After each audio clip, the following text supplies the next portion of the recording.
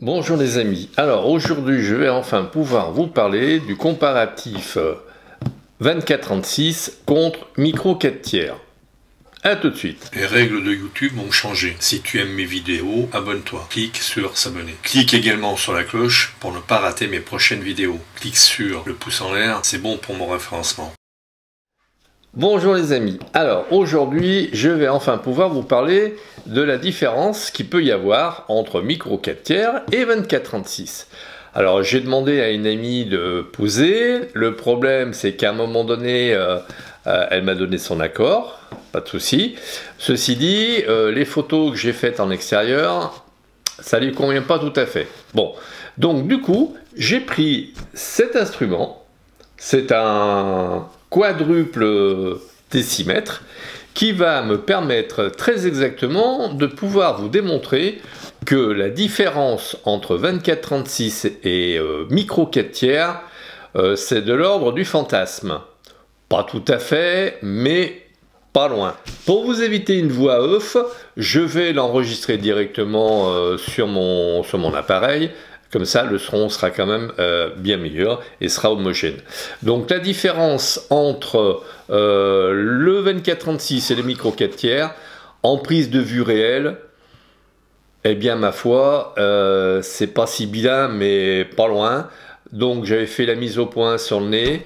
L'ami en question porte des boucles d'oreilles avec des perles noires. La perle noire à pleine ouverture, non, à 85,5,6 sur le 24-36 est légèrement floue.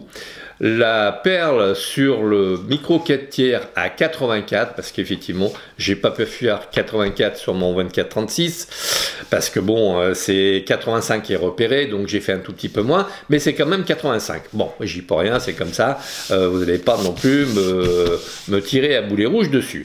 Donc 84 mm, la boucle est effectivement légèrement plus nette. Je me suis dit, bon, il faut que j'ai quelque chose de probant, sinon on va encore me dire, ah ouais, mais bon, gna gna gna. Bon, donc du coup, j'ai pris ce quadruple décimètre, je l'ai mis en diagonale, j'ai fait la mise au point sur 20 cm, enfin sur le 20 cm repéré au milieu, et j'ai fait deux prises de vue à pleine ouverture pour le micro 4 tiers, qui est 5,6 puisqu'il est au maximum de son amplitude, et 5,6 également pour le 24-36, pour que l'on parle de choses comparables à 85 mm encore. J'en suis désolé, mais bon, c'est comme ça. Eh bien, effectivement, alors la netteté se joue à 1 cm. Là, 20 cm c'est net. Le 22 cm sur le 24-36 commence à être flou. Sur le micro 4 tiers, il faut aller jusqu'à 24. Bon, 2 cm près. Et là, j'étais de part et d'autre d'une table qui doit faire, je vais vous mesurer ça, qui fait 90 de diamètre. Donc, quand on dit que le micro 4 tiers est désavantagé par rapport au 24-36, je vois pas en quoi. Par contre, le 24-36 est désavantagé par rapport au micro 4 tiers parce que quand on met une optique de 400 mm avec un 24-36, c'est un engin qui fait comme ça, hein, qui fait au moins 40 cm, alors que sur le micro 4 tiers, c'est un truc qui doit faire une vingtaine de centimètres. Je vous raconte pas le poids non plus, c'est sans commune mesure.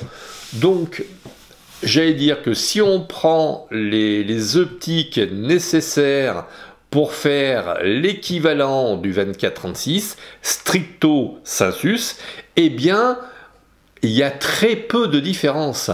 Le problème de fond, c'est qu'à chaque fois, il y a des gens qui vous en parlent, mais qui n'ont pas eu le boîtier dans les mains, qui n'ont pas pu faire de comparatif, qui, oui, si, j'ai un ami qui m'a dit que, mais il n'a pas vu comment l'ami en question avait fait ses comparatifs. Là, j'ai fait un comparatif, et effectivement, il y a une différence. Le 24-36, au niveau du bokeh, eh bien, effectivement, si on repère sur le double décimètre, à 1 ou 2 cm de différence avec le 4/3. Le 4/3 à 24 est encore un peu net, et puis après bon, ça se dégrade très fortement.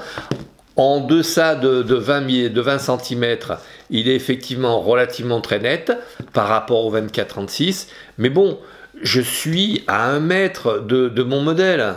Donc si je veux que ça soit encore plus flagrant, que le 24-36 effectivement soit bien flou à partir de l'oreille, il faut que je me rapproche. Il faut que je sois à 50 cm.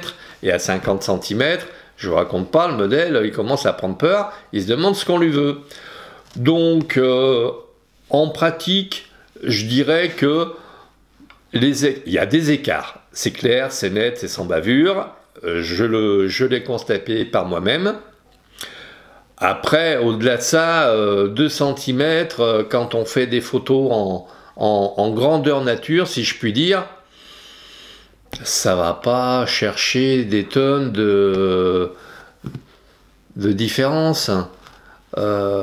Honnêtement, si vous avez 2 cm de différence sur le poil de la queue d'un loup que vous regardez en face et les poils qui sont hérissés sont relativement très nets sur le 4/3 et relativement nets sur le 24-36, à mon avis, c'est pas ça qui fera la différence sur la photo, hein. Ou alors si vous en êtes là, c'est que bon, vous êtes un compteur de poils de cul, et à ce moment-là, moi je peux rien pour vous. Mais pour les autres, eh bien n'hésitez pas à acheter un micro 4/3 qui est bien moins cher qu'un 24-36. Les optiques sont bien moins chères, sont bien plus légères, et le tout effectivement est plus léger qu'un 24-36 digne de ce nom. Voilà, c'est tout ce que je veux à dire.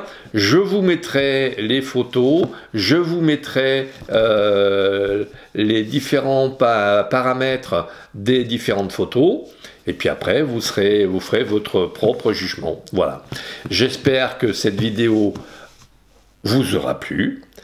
Si ça vous a plu, n'hésitez pas à liker, à diffuser cette vidéo, et puis à vous abonner si ce n'est pas encore fait. Et encore une fois, merci de votre attention et à très vite. L'ordre dans lequel j'ai inséré systématiquement mes photos, c'est le Panasonic, donc le micro 4/3 en premier, le 24-36 en second. Pour les quadruples décimètres, c'est de la même façon. Et le quadridécimètre superposé, le Panasonic est en haut, le 24-36 est en bas. Donc à vous de voir si la différence est telle que pour vous c'est rédhibitoire.